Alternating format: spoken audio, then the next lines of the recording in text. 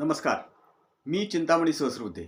रागरंग.com या यूट्यूब वाहिनीवर आपलं सहर्ष स्वागत आहे. माजी खासदार संजय काका पाटील यांच्या भारतीय जनता पक्षातल्या प्रवेशाच्या बातम्यासंदर्भात सतत चर्चा सुरू असते.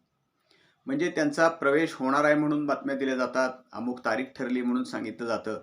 प्रत्यक्षात त्यानंतर काही दिवसातच तो प्रवेश लांबलेला आहे, अशाही बातम्या प्रसिद्ध होतात. आणि त्यामुळं संजय काकांचा भारतीय जनता पक्षातला प्रवेश हा सतत चर्चेचा विषय झालेला आहे. त्यातच अनेक नवीन चर्चामध्ये सुरू झाली, ती म्हणजे तासगाव कवठेमहांकाळ विधानसभा मतदारसंघातले शरद पवार यांच्या राष्ट्रवादी काँग्रेसचे आमदार रोहित पाटील हेच आता भारतीय जनता पक्षात जाणार का काय, अशा स्वरूपाची चर्चा, अशा स्वरूपाची कुजबूज, काही प्रत्यक्ष काही अप्रत्यक्ष बातम्या, अशा स्वरूपाची चर्चेला सुरुवात झाली. आणि मग जर रोहित पाटील येणार असतील तर मग संजय पाटील यांना म्हणजे संजय काका पाटील यांना भारतीय जनता पक्ष किती उत्साहानं त्यांचं स्वागत करणार वगैरे वगैरे अशी अशी चर्चा सुरू झाली. आता संजय काका पाटील हे भारतीय जनता पक्षात प्रवेश करण्याच्या तयारीत आहेत किंवा प्रयत्नात आहेत, यात काही शंका नाही. याचं सगळ्यात महत्त्वाचं कारण आहे, ते गेली 10-12 वर्ष त्या पक्षामध्ये काम करत होते. विधानसभा निवडणुकीच्या वेळेला त्यांच्या राजकीय तडजोडीच्या ह्याच्यामध्ये त्यांनी पक्ष बदलला आणि ते तासगाव कवठेमहांकाळमधनं अजितदादांच्या राष्ट्रवादी काँग्रेसमधनं निवडणुकीला उभे राहिले.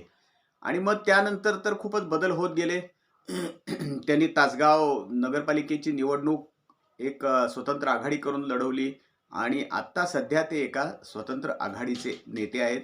अर्थात त्यांच्याकडं तासगावची पंचायत समितीची सत्ता आहे, नगरपालिकेची तासगावच्या सत्ता आहे, जिल्हा परिषदेचे 2-3 सदस्य त्यांच्याबरोबर आहेत. अशी एकूण राजकीयदृष्ट्या निदान तासगाव कवठेमहांकाळ मतदारसंघापुरती तरी संजय काकांची परिस्थिती मजबूत आहे.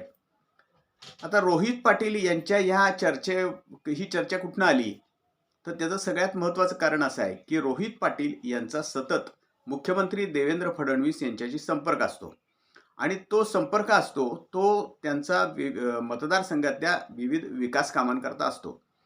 आता ते तरुण वयातले आमदार आहेत, अतिशय तरुण आमदार आहेत, पण ते मुरब्बी आहेत असं एकूण वाटतं त्यांच्या ह्याच्यावरनं, म्हणजे एकूण त्यांचं राजकारण पाहिलं तर. कारण त्यांना माहीत आहे की आता सध्या महायुतीचं सरकार आहे राज्यामध्ये, तर कारण नसताना त्याच्याबरोबर आपण सतत टीका करायची किंवा सतत विरोधातच, युती सरकारच्या विरोधातच बोलायचं, असं त्यांनी टाळलेलं आहे शक्यतो. आणि त्यांच्या मतदारसंघातली अनेक कामं घेऊन ते मुख्यमंत्र्यांकडे जातात आणि मुख्यमंत्री देवेंद्र फडणवीस सुद्धा त्यांच्या कामांकडे मोठ्या आस्थेनं पाहतात, आपुलकीनं पाहतात आणि त्यांना शक्य तेवढी मदत करतात, असं आत्तापर्यंतचं चित्र आहे. आता नुकताच त्यांनी तासगाव तालुक्यामध्ये विशेषतः मणेराजुरी औद्योगिक क्षेत्रामध्ये तिथे एक क्षेत्र तयार करायचं आणि तिथं काही उद्योग आणायचे बाहेरचे मोठे, कारण लोकांच्या तरुण मुलांच्या हाताला काम देण्याची गरज आहे. आणि तो प्रयत्न पूर्वी आबांनी सुद्धा केलेला होता. मणेराजुरी आलकुड औद्योगिक वसाहतीचा प्रयत्न आबांनी सुद्धा पूर्वी केलेला होता. तो प्रत्यक्षात येऊ शकला नाही, हा वेगळा भाग. परंतु आता पुन्हा एकदा तशा पद्धतीचे काही उद्योग तासगाव कवठेमहांकाळ मतदारसंघामध्ये आणण्याचा रोहित पाटील हे जर प्रयत्न करत असतील तर त्याचं स्वागत केलं पाहिजे. आणि त्याच भूमिकेतनं कदाचित मुख्यमंत्र्यांनी फडणवीस यांनी त्यांच्या ह्या एकूण प्रयत्नांना कदाचित सकारात्मक प्रतिसाद दिलेला असावा. कारण 29 जूनला मुंबईमध्ये त्या संदर्भात बैठक झाली आणि जी काही स्वारस्य पत्र द्यायची असतात त्याचा पण निर्णय झाला. ती पत्र देण्यात आली आणि ती सगळे घेऊनच रोहित पाटील हे तासगावमध्ये आले आणि मग त्यांचं स्वागतही झालं आणि परत त्यांचा वाढदिवसही अतिशय जोरात साजरा झाला. आता ती जी मीटिंग चालली ती मुंबईमध्ये मुख्यमंत्र्यांच्या दालनातच झाली आणि ती बराच काळ चालली ती. त्याला काही कंपन्यांचे प्रतिनिधी सुद्धा उपस्थित होते. ती मीटिंग संपल्यानंतरच असं म्हणतात की संजय काका पाटील, भारतीय जनता पक्षाचे शिराळ्याचे आमदार सत्यजित देशमुख वगैरे या सगळ्या मंडळींनी मुख्यमंत्र्यांची भेट घेतली आणि पुढच्या म्हणजे दुसऱ्याच दिवशी होणाऱ्या पक्षप्रवेशासंदर्भात चर्चा केली, परंतु काही फारसा त्यातनं निश्चिती झाली नाही पक्षप्रवेशाबद्दल. आता यामुळं सगळी एकूण चर्चा सुरू झाली की रोहित पाटीलच भारतीय जनता पक्षात येणार, संजय काका पाटील यांच्या भाजप प्रवेशाला विरोध झालेला आहे, त्यामुळे तो लांबणीवर पडलेला आहे. लांबणीवर पडला हे खरं आहे, परंतु त्यांच्या भाजप पक्ष प्रवेशाला भारतीय जनता पक्षातलेच काही लोकांचा विरोध आहे हे सुद्धा खरं आहे. हे याचं कारण असं आहे, त्यांचं 10-12 वर्षातलं राजकारण आहे, त्यापूर्वीचंही त्यांचं राजकारण आहे. या सगळ्यातनं काही लोक त्यांच्या पक्षप्रवेशाला विरोध करतायत असं एकूण चित्र आहे. तशी चर्चा पण सतत असते. परंतु रोहित पाटील हे भारतीय जनता पक्षात जाणार आहेत किंवा जातील ह्या म्हणण्याला काही फारसा अर्थ नाही. याचं सगळ्यात महत्त्वाचं कारण असं की रोहित पाटील हे ज्येष्ठ नेते शरद पवार यांचा शब्द त्यांना डावलून कुठलाही निर्णय घेणार नाहीत हे स्पष्ट आहे अगदी. उद्या समजा शरद पवारांनीच राष्ट्रवादी काँग्रेस त्यांची ही जर काँग्रेसमध्ये विलीन करायचा प्रयत्न केला किंवा निर्णय घेतला तर रोहित पाटील हे निश्चितपणे काँग्रेसमध्ये जायला इच्छुक आहेत असं सांगितलं जातं आणि त्यांनी त्यांच्या काही निकटवर्तीयांजवळ तसा मनसुबा सुद्धा बोलून दाखवलेला आहे. म्हणजे ते भारतीय जनता पक्षात प्रवेश करणार आहेत ह्या विधानाला किंवा या चर्चेला किंवा अशा अंदाजाला सुद्धा काही फारसा अर्थ नाही. आता संजय काका पाटील यांच्या बाबतीत सुद्धा भारतीय जनता पक्षानं एक विचार केला पाहिजे. कारण जिल्हा परिषदेच्या निवडणुकीमध्ये भले अगदी जयंत पाटील यांच्याबरोबर त्यांचे मतभेद सुद्धा झाले संजय काकांचे, आमदार जयंत पाटील यांच्याबरोबर, तरी सुद्धा त्यांनी भारतीय जनता पक्षाला मदत करायची भूमिका घेतलेली होती जिल्हा परिषद अध्यक्षपदाच्या निवडणुकीमध्ये. आणि त्यानंतरच्या विधान परिषदेच्या निवडणुकीत सुद्धा त्यांनी भारतीय जनता पक्षालाच मदत केली असावी असं एकूण चित्र आहे. आता पुन्हा जिल्हा मध्यवर्ती बँकेची निवडणूक आलेली आहे.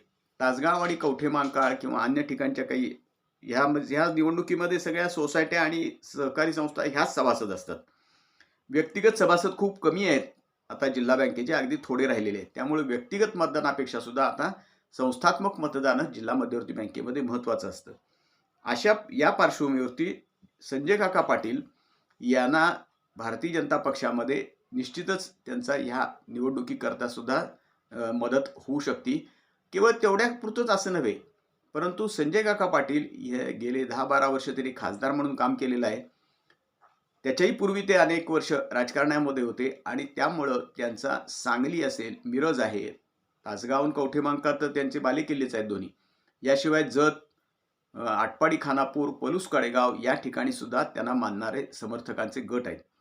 त्यामुळं संजय काकांच्या समर्थकांचं म्हणणं असं आहे की संजय काका भारतीय जनता पक्षात पुन्हा आल्यामुळं पक्षाला बळकटी मिळू शकेल, संजय काकांच्या राजकारणाला सुद्धा त्यातनं एक नवीन मदत मिळू शकेल. याचं सगळ्यात महत्त्वाचं कारण असं आहे की तासगाव नगरपालिका असेल किंवा पंचायत समिती असेल या ठिकाणी काम करण्यासाठी सरकारची मदत ही शेवटी आवश्यक असते. मोठे प्रकल्प आणायचे असतील तर रुटीनचं काम हे नेहमीच संस्थांचं चाललेलं असतं, नगरपालिकेचं चालू असतं, महापालिकेचं चालू असतं. परंतु एखादा काही महत्त्वाकांक्षी प्रकल्प आणायचा असेल तर त्यासाठी शासनाची मदत, शासनाचं पाठबळ आवश्यक असतं आणि त्यामुळं संजय काका पाटील हे भारतीय जनता पक्षात प्रवेश करायच्या प्रयत्नात आहेत असं सांगितलं जातं. आता या सगळ्या पार्श्वभूमीवरती रोहित पाटील यांच्यामुळं संजय काकांचा प्रवेश अडलाय असा एक साधारणपणे भास किंवा असं एक चित्र तयार करायचा प्रयत्न होतोय, पण त्यात काही फारसं तथ्य नाही असं खुद्द रोहित पाटील यांच्याच गोटातून सांगितलं जातंय. पाहूया आता नेमकं काय होतंय ते. आमचं हे रागरंग.com ही जी यूट्यूब वाहिनी आहे ही आपण लाईक करा, शेअर करा आणि सबस्क्राईब करा. धन्यवाद.